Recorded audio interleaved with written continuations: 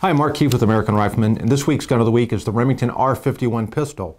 Now, this is a gun that was introduced in 2014, but when Remington went from pre-production to production, they had some problems. They had some engineering they had to go back and do to make the guns work, and I'm confident enough in this gun, I'd carry it myself. Now, the R51 is a single-action 9mm.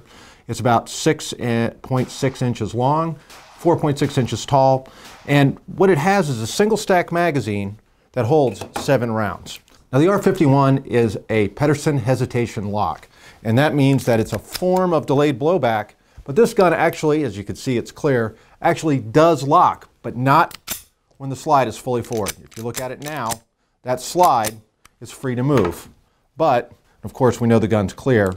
You push on the barrel and breech face, and you can see it moves less than 1/100th of an inch, but it's fully locked, and that's the genius of the Pettersen hesitation lock.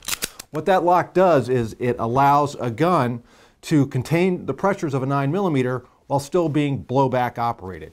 The other thing that I've noticed is this slide is actually very easy to work. When you get inside the slide, you can see the breech block. Now, most slides have them integrally machined, but this bad boy has a Pettersen hesitation lock, and this lock actually drops out. It's a separate component. So when the gun fires, of course, the barrel is fixed.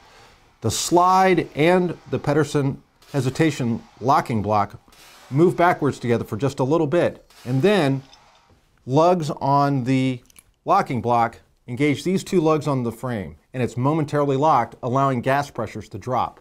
But the slide is still moving, so the slide carries the locking block back, and it acts just like a regular blowback at that point. So why would you reintroduce a system that nobody has made since 1928? Well, the reason is you have a blowback operated gun that actually has a very easy to work slide, and it gets the size and weight down. This gun only weighs 22 ounces. And to be honest, when you shoot it on the range, this does not feel like a 22-ounce 9mm.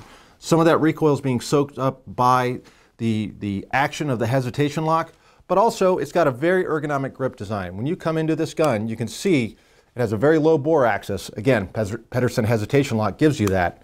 And the gun stays down in the hand when you're firing it. Now, this gun, of course, is a true single action.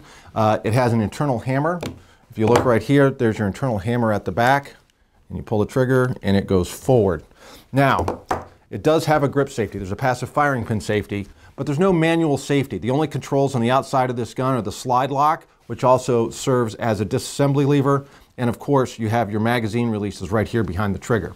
But you have a grip safety at the back of the gun, and unlike a 1911 grip safety, this is pinned at the bottom so that when you come into the gun and get a good firm grip, you close it at the top.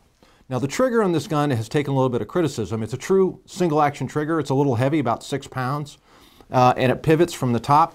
There's no discernible short reset. Guys who like to run their triggers and wait for that little bit of reset, that doesn't exist on this gun. If you want this gun to fire again, you have to let go of the trigger. So the R51 has a fixed barrel. You can see it here. This is actually just a collar. It's a cover that helps guide things on the inside of the gun. And the slide stop pin actually goes through here and fixes the barrel. It's got a recoil spring that goes around the barrel, much like a Walther PPK.